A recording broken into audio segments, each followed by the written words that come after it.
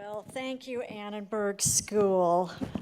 Thank you, students, postdocs, staff, faculty, guests, everyone else here today. This is a very humbling experience, first of all, to hear all of the distinguished people who have come before me, and in addition, to know all of the capable, talented, and well-trained people who sit here before me who know communication backwards and forwards.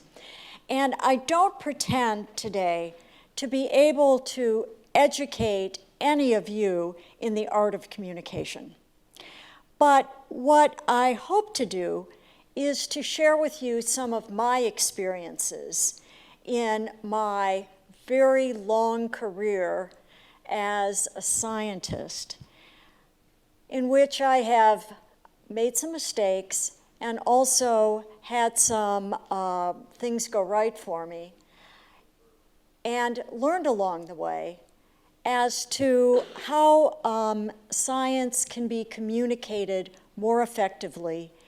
And with this experience, hope to guide my new institution, the National Academy of Sciences, into a more fruitful future in science communication. And as my title says, I think this has to be beyond a one-size-fits-all era in communication, because every communication has to be tailored to its particular circumstances. So where do we start? Well, we have to start by going forward, not backward. First step in science communication is start with something worth saying, okay? If you don't have something important to communicate, then probably no one's going to listen to you. And this is where I think the National Academy really shines. We've got a lot of great content, and we've had a lot of great content for a very long time. So now, looking out here in the audience, I see a lot of people who don't remember these days, but I see a lot of people who do. How many of you remember the days when airplanes had smoking sections? All right, yeah, all right. So, all right, so the National Academy of Sciences thought, you know, this is probably not scientifically justified that there be a smoking section and a non-smoking section on an airplane, because all of the air is recirculated in the airplane. So even those sitting in the non-smoking section are actually breathing the same air as the people sitting in the smoking section. So if you're really concerned about breathing bad air, it doesn't do you any good to be segregated by a couple seats. So the National Academy took it upon themselves to do a study about the possibility of banning smoking completely on airplanes, just not having a smoking section at all. And the result of that study was actually quite interesting. One thing they found out was that at the time that this study was done, and it was back in '86, the quality control for the passenger cabin of the aircraft was so poor that pinholes would actually develop in the passenger compartment, and the only thing that allowed the passenger compartment to maintain pressurization at altitude was the tar and nicotine from the smokers would actually plug those pinholes. And if smoking were suddenly banned on all airplanes, they would depressurize. So And there were a number of other things they found. But the academic committee wisely recommended that there be a phased approach to this, that they start by banning smoking on short flights so that the passengers could get accustomed and the smokers could get accustomed to only being forbidden to smoke on short flights. And after a while, then smoking could be banned on all flights altogether. But this also gave the airplane manufacturers a chance to improve the quality control on the cabins so that they didn't need the tar and nicotine to keep the pressurization. All right. The Academy also initiated a report on sequencing the human genome. And of course, there have been incredible advances in our understanding of who we are, why we are the way we are, and therapies to fix us when we aren't the way we are, when we aren't the way we're supposed to be, that have come out of that program. And finally, a report in 2001 encouraged automakers that they should impose higher fuel economy standards and led to the creation of the Toyota Prius. And that was at a time when actually the auto industry was very opposed to doing this. So, and there were other things too. America's Energy Future was an important report that said America's energy infrastructure has to rapidly evolve to cleaner fuels. This was a very important report that came out in 2009 and is still having impact today. The bottom line is most forensic science isn't really science. And this has led to many convictions being overturned that were based on things like bite marks and other things like hair analysis, that sort of thing, that did not have a sound scientific basis. And this one, more recently, the weight of a nation. We are eating ourselves to death. And in fact, at this point in time, globally, there are more people who are overweight than underweight. And more people die from overeating than starvation. So this is a serious epidemic. So I hope I've convinced you that the Academy has lots of good content for communication. But with all these great reports that come out, not all of them end up grabbing headlines. We have about 200 products that come out every year, either in terms of traditional consensus reports or workshop summaries. So that's an item that comes out about every other day, and not all of them are grabbing headlines. So what limits their impact? Well, in some cases, it may be the timing of the report. There was one case of a report that the Academy did on oil spills. When it came out, there wasn't an oil spill happening that day. And so, the newspapers kind of ignored it. 2010, Deepwater Horizon. Well, suddenly that report got a lot of attention. So, I guess it's okay if we produce a report that is based on a specific timing of an event, and we aren't going to go and create an oil spill just to get attention for our report. So that's okay. We can wait for an event to happen. For example, if we did a report on earthquake safety, we can go ahead and wait for an earthquake to happen.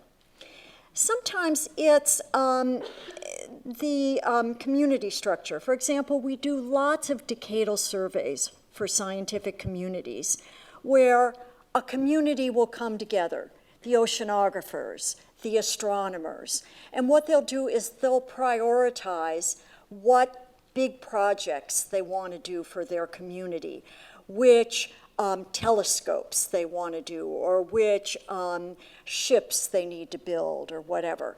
And it's really the process of the community coming together and deciding their priorities, communicating those priorities to their funding agencies, and getting those priorities in front of Congress and OMB.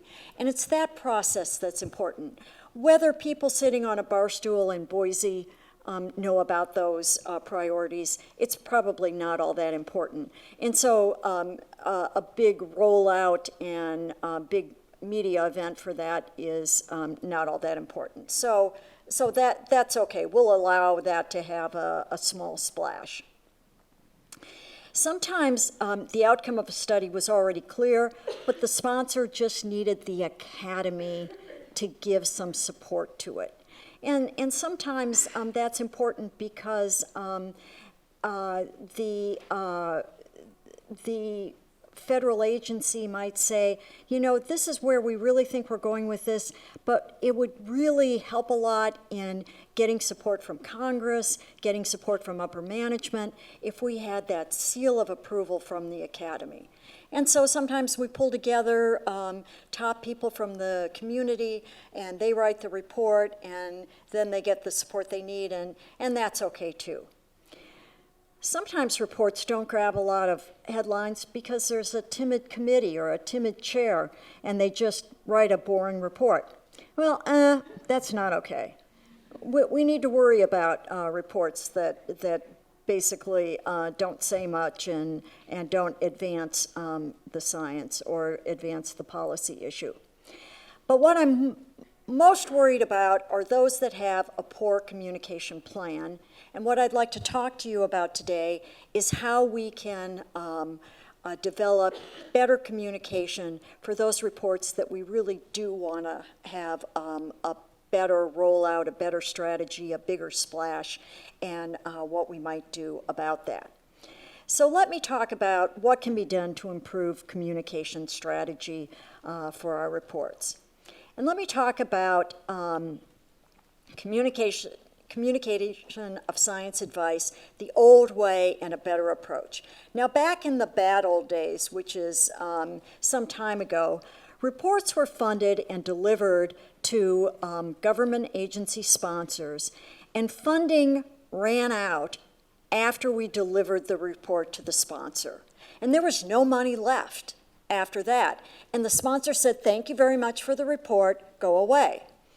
And any communication was left to the sponsor, and the sponsor usually said, I know what I wanted to know now. You gave me my report. And the sponsor often wasn't interested in communicating it any further. And often we had volunteers from the community who would put a lot of work into synthesizing a lot of complex information into a very valuable report, and it went no further because the sponsor wasn't interested in doing anything more, and we ran out of money. So this was not a good situation. So a better approach that we're now doing within the academy is to plan and budget at project initiation to the best that we can for communication products, and consider multiple channels and multiple audiences for our report, and figure out at the beginning who might be interested in this report, and avoid a one-size-fits-all mentality in doing that planning. So there's not just one template that's going to work for every report, because they're all a little bit different. And now I'm going to go through some considerations in coming up with that plan. Well, first of all, you have to know who your audiences are. And that's the first thing. Decide who needs to receive your message and when they need to receive it. Usually the sponsor wants to know if they've paid for the report. You need to get it to the sponsor first. But because we were the National Academy was set up by Congress. We usually have to, if it's something that's a policy sort of report, we also have to let Congress know. So that's important as well. One example I'll give is I was chair of this report on albedo modification, climate intervention, reflecting sunlight to cool the earth. The audiences for this report included our sponsors, which were the intelligence community, NASA, NOAA, and DOE. So there were many sponsors for that report. They all wanted to know about the result of our deliberations. But Congress also was very interested in hearing about it. The academic community wanted to know about it because there had been very little research done on albedo modification, and so they were interested in understanding what sort of research might be advocated in this report. The public wanted to know about this because climate intervention or albedo modification, if this was something that was going to be proposed as another strategy for addressing climate change, this would of course be of great interest to the public. And finally, there was a whole community of conspiracy theorists out there that were absolutely certain that albedo modification is already happening every day, everywhere, every time a jet plane flies overhead. And so they were certain that, why are you even doing this report? Because this is already happening. So in terms of communicating this, as chair of this committee, I had to consider, how do I communicate this report to each of these audiences?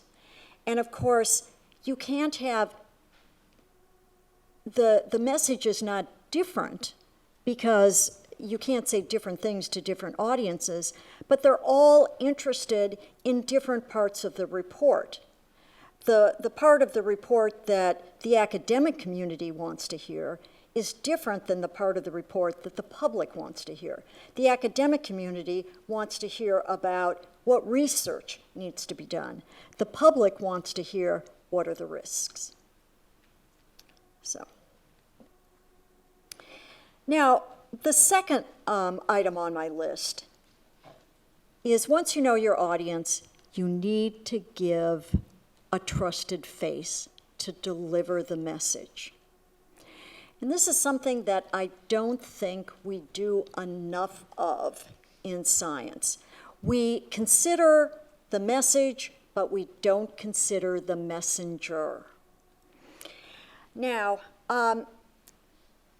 if any of you were from Southern California, you would know who this person is. This is Lucy Jones. And Lucy Jones is the earthquake lady. Now, the fact that she looks like someone who, rather than standing in front of a map and talking on television about the latest earthquake to strike Southern California and what it means about earthquake risk in the area, after she does that, she might be picking your kids up from soccer practice and organizing the bake sale. The fact that she looks like someone you would trust to do those things for your family is actually her secret weapon. She knows her stuff.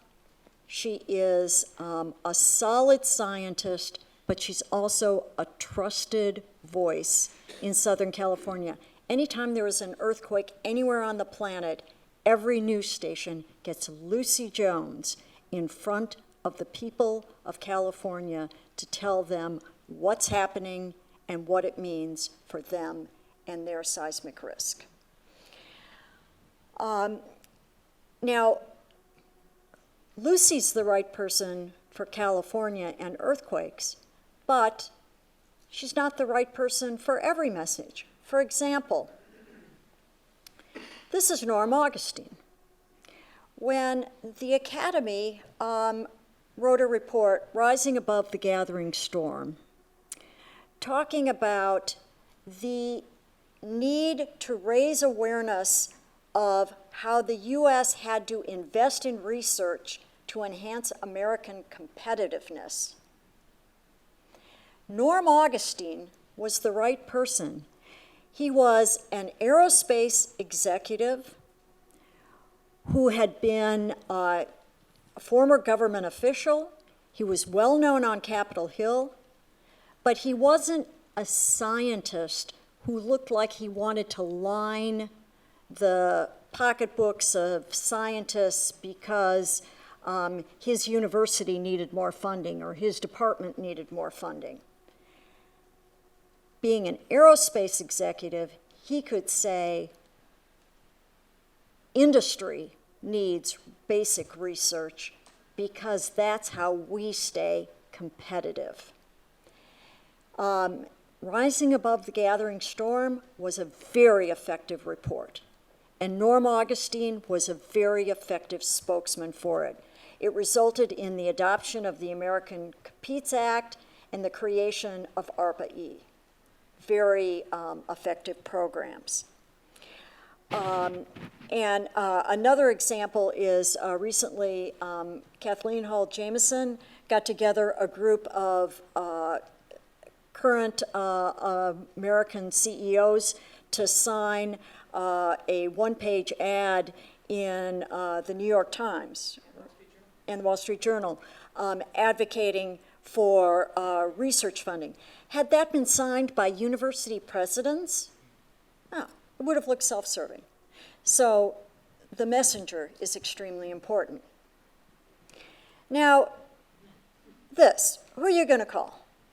Let's suppose I want to get, I want to make some important climate overtures to the people of my home in Monterey, California.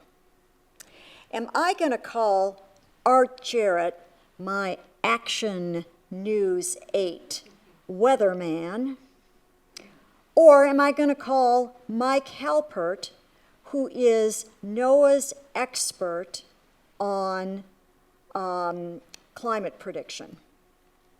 Now, Art Jarrett is the person that everyone in Monterey turns to for the surf reports, in order to understand what the waves are going to be for the fishing boats to go out, for the farmers and the vintners, and for the hikers and everyone.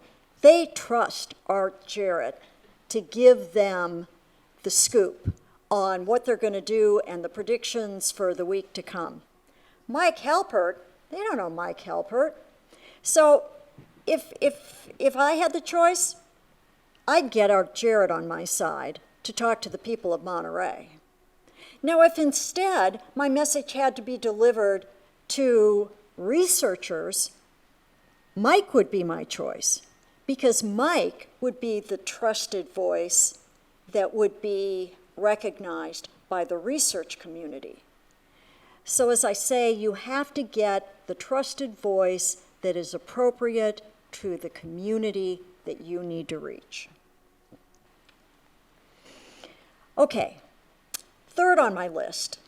Once you know your audience and you've got the right voice speaking, have an elevator speech. So make sure you can express the result simply in terms that make people care.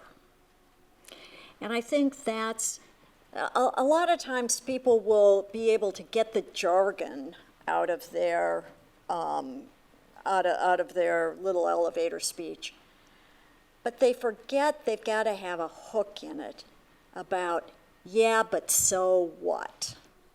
but so what? It's the so what that's really important to have in there as well. And I remember I spent a couple months at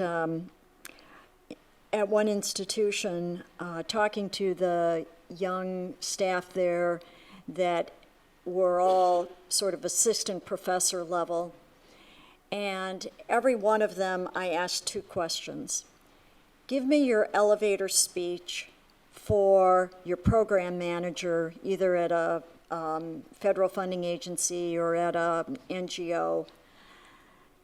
And then I said, give me your elevator speech if you ran into, say, a congressman or a person from some government agency that might be in a position to take the results of your research and actually do something in that would be important to enact policy or make a difference with your work, actually put it into action. And of those young people, only about half of them had a decent elevator pitch for their funding agency. Some of them, would take a 30-story building to get through the elevator pitch, but they could sort of get through it. But what was really disappointing was almost no one could explain to a complete non-scientist. See, most program managers were scientists, so they could, talk to them. But almost no one could talk to someone who was a complete non-scientist, but who was a policymaker about how what they were doing could result in something that made a difference to society. And so I worked with each of them on what that pitch could be, about why they should care about their work, because what it could mean, maybe not today, maybe not tomorrow, but eventually. And I think that's what people need to put effort into. So here's an example of a pair of recent reports from the National Academy about immigration in the U.S. Now, these reports, of course, got a lot of attention lately because immigration has been such a hot-button issue for this election. The first report that came out was on integration of immigrants into American society, and the second was on the economic and fiscal consequences of immigration. Now, I think that the team on communication actually did a very good job of coming up with condensed messages on what were very complex issues from these reports. That doesn't mean that people didn't cherry pick what they wanted to out of the news releases. But I think that they did, this communications team did a very good job. The integration of immigrants into American society was interesting because what they found was that the most recent waves of immigrants coming to America are now integrating into American society, in other words, becoming American, at the same rate as previous waves of Americans. So you imagine when the Irish came and the Italians came and the Norwegians came and the Germans came. It took, about 2 generations before they were Americans. Well, the same thing's happening now. It takes about 2 generations to become Americans. And, they keep their religion and they keep some of their customs, but that's about how long it takes to speak English and things like that. What is different, though, about the most current waves of immigrants is that all the generations of immigrants before could expect all aspects of their quality of life to improve from immigration. But the most recent ones are not finding that their medical care and their education are better than what they left. The second report on the economic and fiscal consequences of immigration showed that with a lot of data analysis, if you average over 10-year periods, the effect of immigration on wages is small. There are negative effects. The impact is on lowest wage earners with less than high school education. So if you want to address negative impacts of immigration, that's where you need to focus, on those who have not completed a high school education.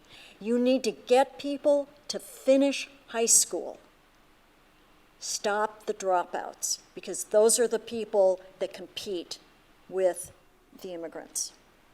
Immigration has an overall positive impact on economic growth, on innovation, and entrepreneurship.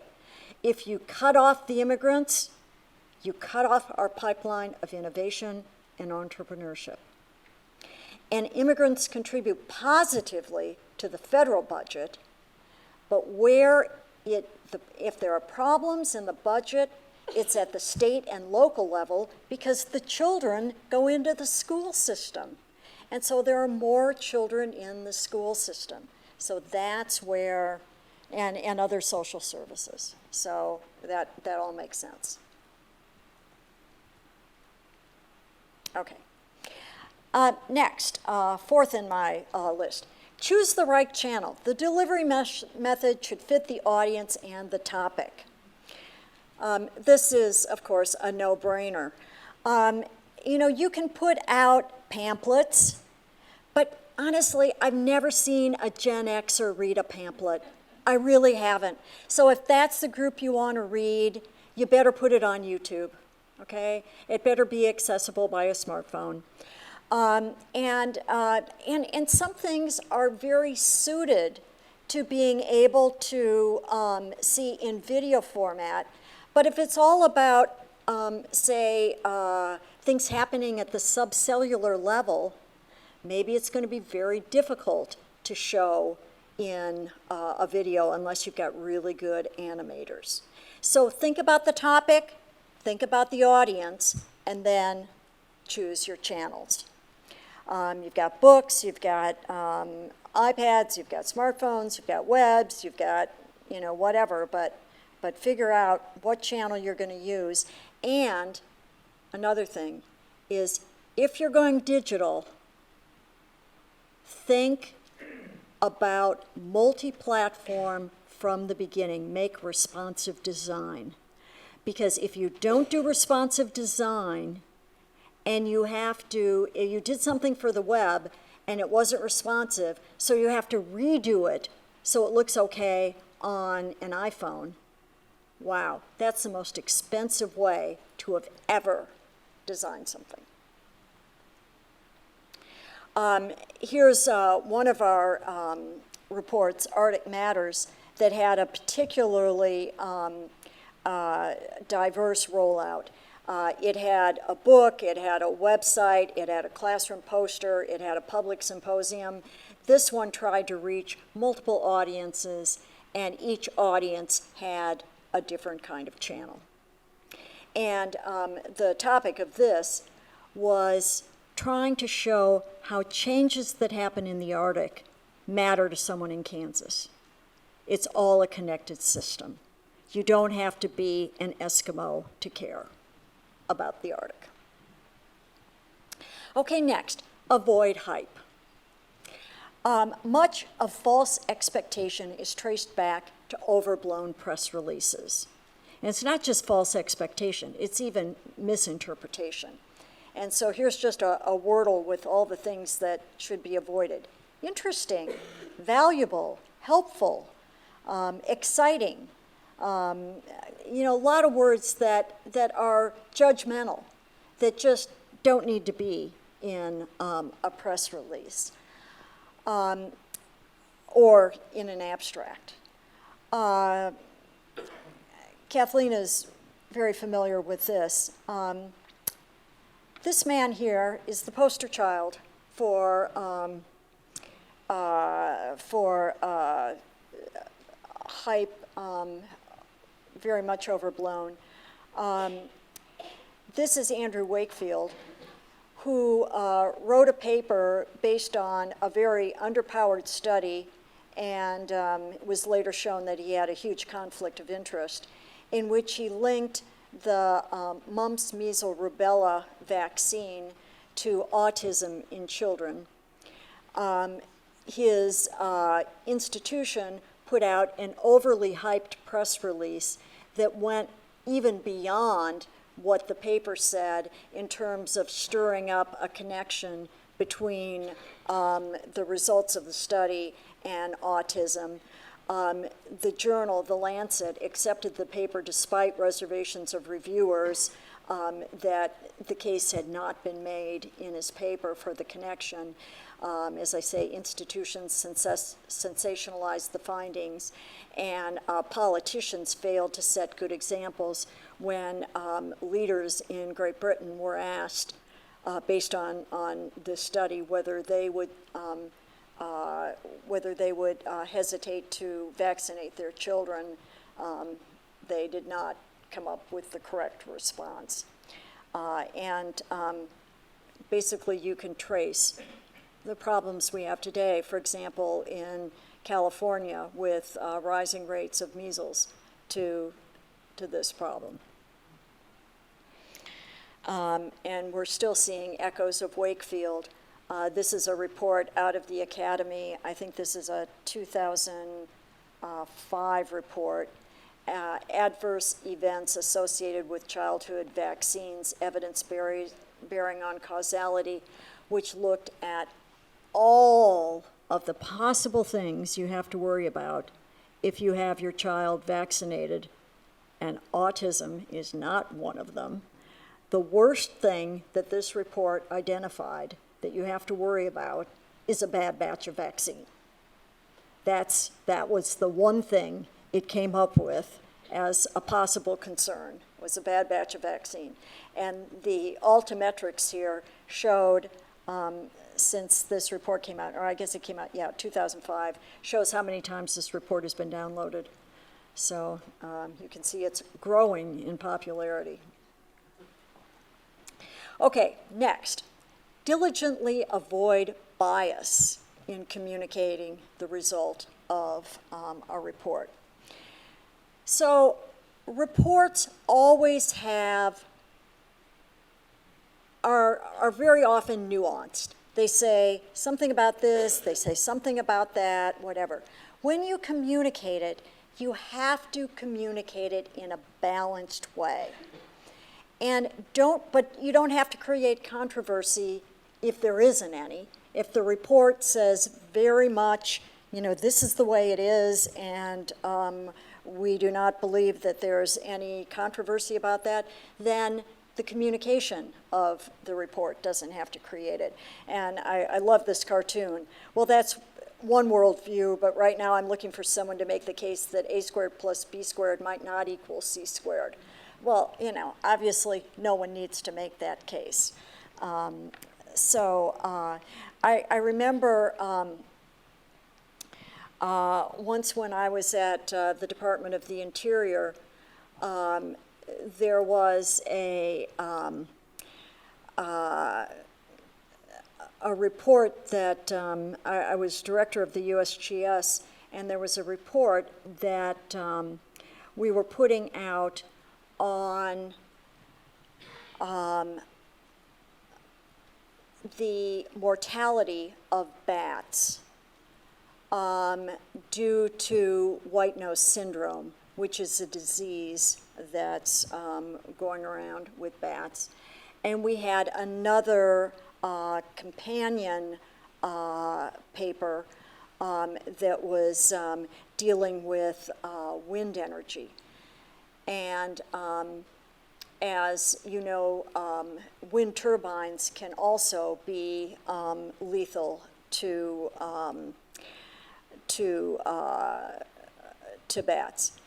And I remember the communication of the report when I sent it up to the Department of the Interior to communicate the report on white nose syndrome. the press release went through just as I wrote it.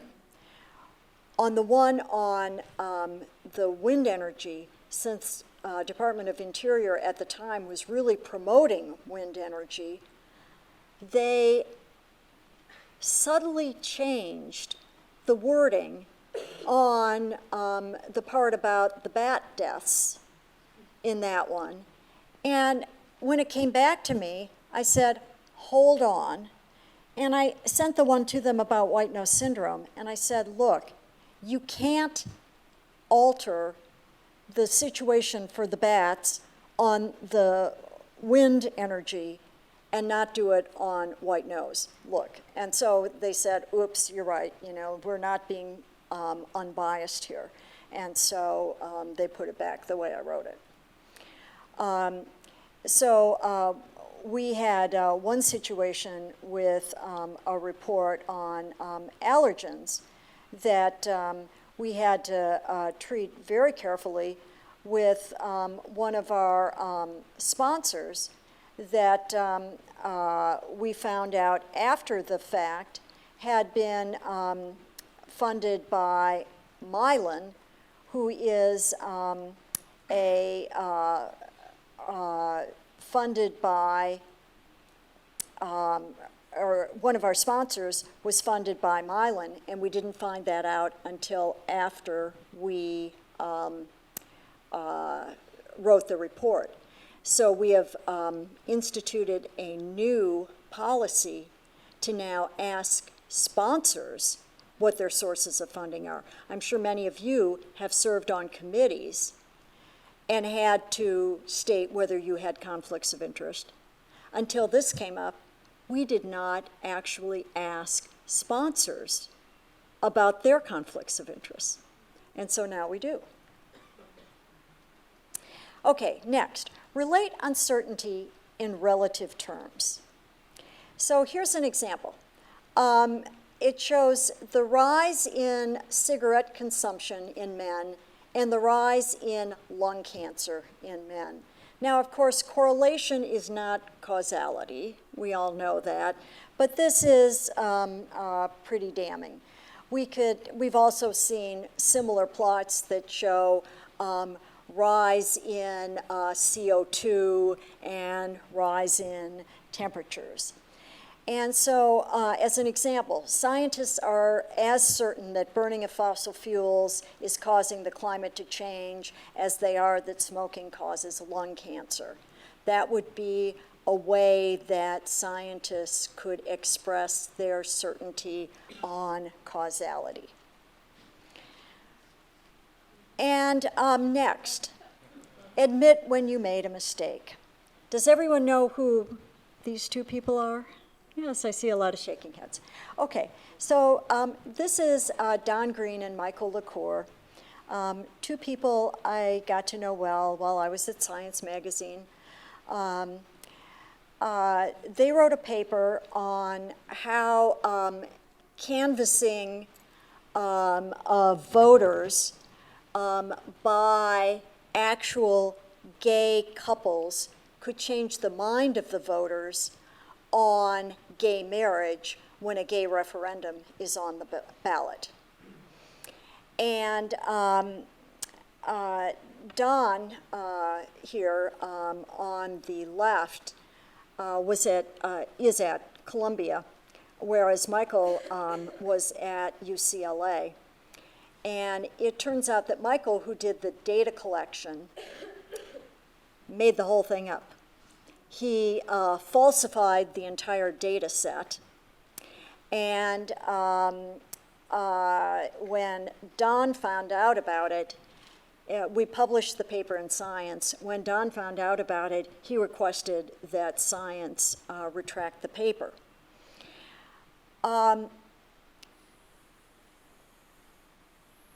Michael insisted that the data were correct against overwhelming evidence that he had falsified it. Overwhelming evidence. I mean, it was, if I had ever seen an open and shut case, that was an open and shut case.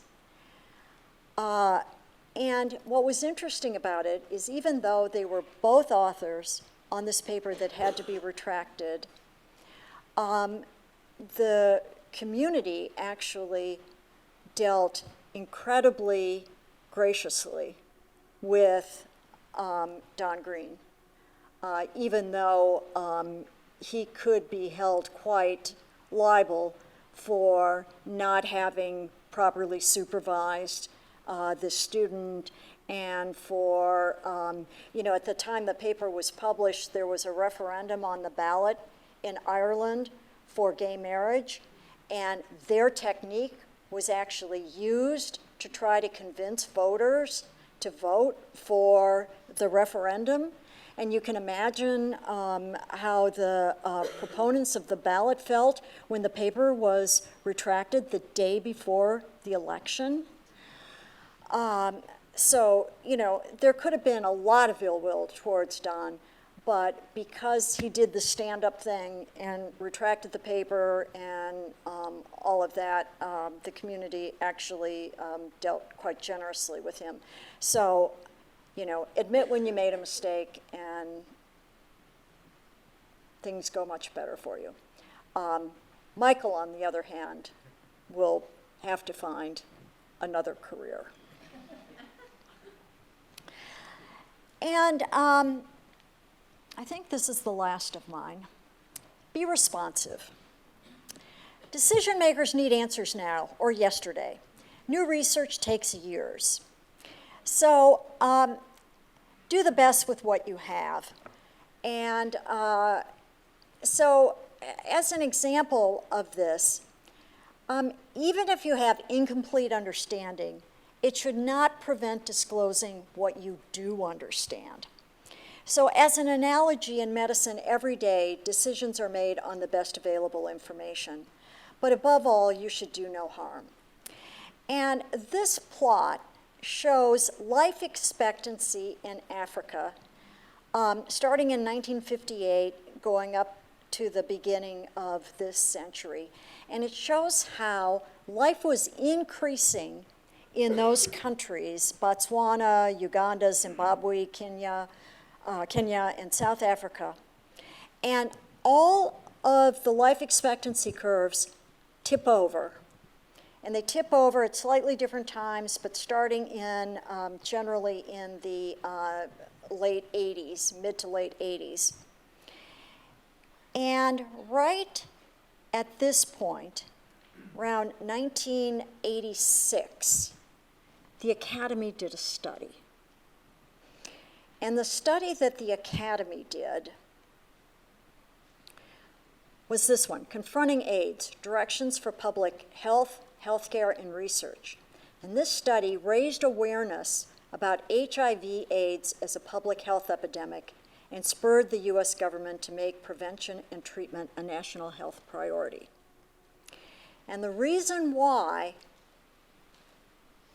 life expectancy dropped in all those African countries was because they refused to admit that HIV was causing AIDS and refused to treat it as a public health emergency.